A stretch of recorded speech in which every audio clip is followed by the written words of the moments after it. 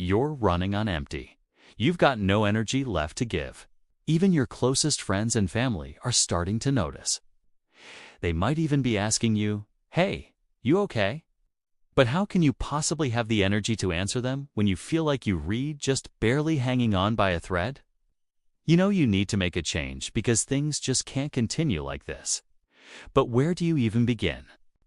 Hi, I'm an award-winning journalist and media personality who has been studying burnout for over 6 years. And today, we are diving into the topic of this video. Unlock your energy. In just 5 minutes, I'll share with you my top 5 tips to help you beat burnout right now, so that you can start feeling energized and ready to take on the world once again. Make sure to stay until the end, because the last 2 are by far the most important. And don't forget to give this video a thumbs up. Let's get started. Number 1. Identify and then drop the projects that aren't serving you. We all know that life gets busy, and before we know it, we've said yes to way too many things. It's time to take a good, hard look at what you've committed to and figure out which projects are worth your time and energy, and which ones you can let go of.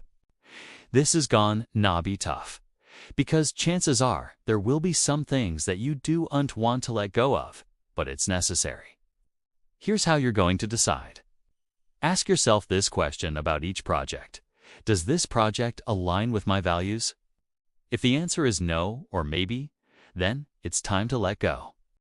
There's also another litmus test that you can use to determine whether or not you should keep the project. This one was shared with me by Tim Ferriss. He asks, "Would I be excited to do this next week?" If the answer is no, then it's probably time to move on. Think about it. If you wouldn't be excited to do something next week, you're probably only doing it because you feel obligated or pressured to do it. So ask yourself these questions. Drop the projects that aren't serving you and watch how much more energy you suddenly have. No. 2. Give yourself permission to rest. One of the biggest problems that I see is that people try to push through burnout instead of giving themselves permission to rest. Listen, it's okay to not be okay. It's okay to be tired and to need a break. In fact, it's necessary. Trying to push through burnout will only make it worse. It's like trying to run a marathon without ever stopping to refuel. Eventually, you're going to burn out completely. So give yourself permission to rest. Take a break. Do whatever you need to do in order to recover from burnout. This might mean taking a few days off work or taking a vacation. Whatever you need to do to rest and recharge. Do it. You deserve it. Your body and mind need it. Once you give yourself permission to rest, you'll be surprised at how much more energy you have.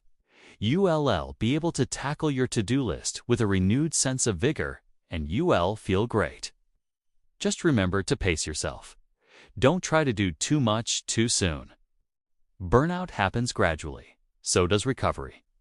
Take the time that you need and listen to your body. Number 3. Be more mindful of your screen time. Too much screen time can contribute to feelings of stress, anxiety, and overwhelm. All of these can lead to burnout.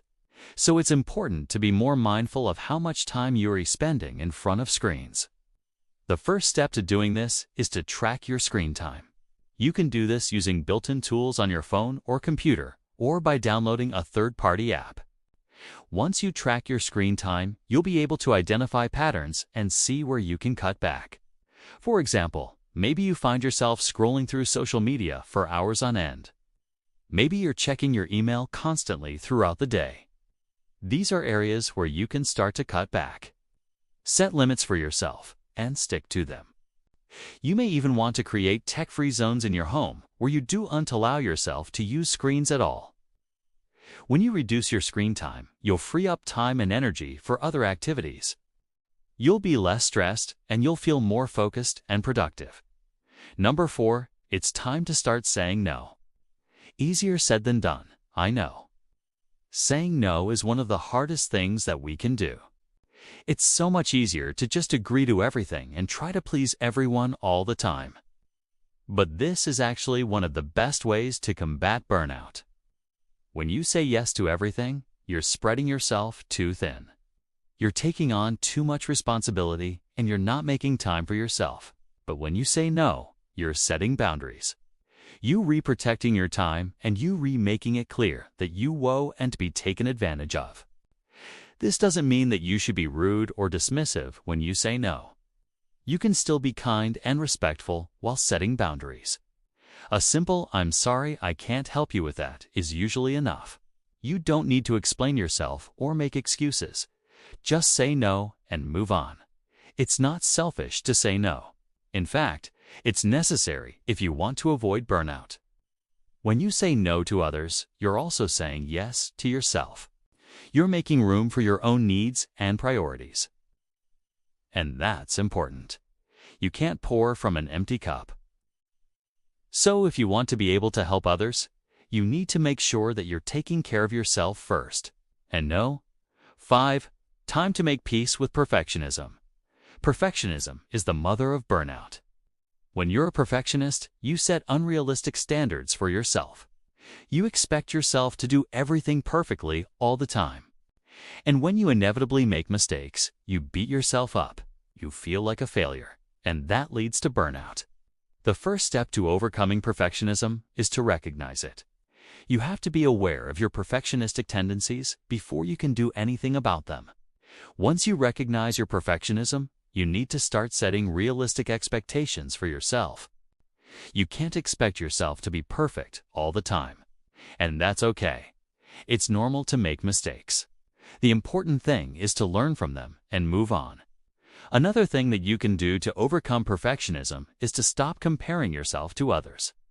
This is a major source of perfectionists' unhappiness. You're always comparing yourself to other people and feeling like you're not good enough. But guess what? Everyone is struggling in their own way. No one is perfect. So stop comparing yourself to others and focus on your own journey. And there you have it, 5 tips to help you unlock your energy and beat burnout. If you enjoyed this video, please give it a thumbs up and subscribe for more videos on burnout and other topics. Thanks for watching.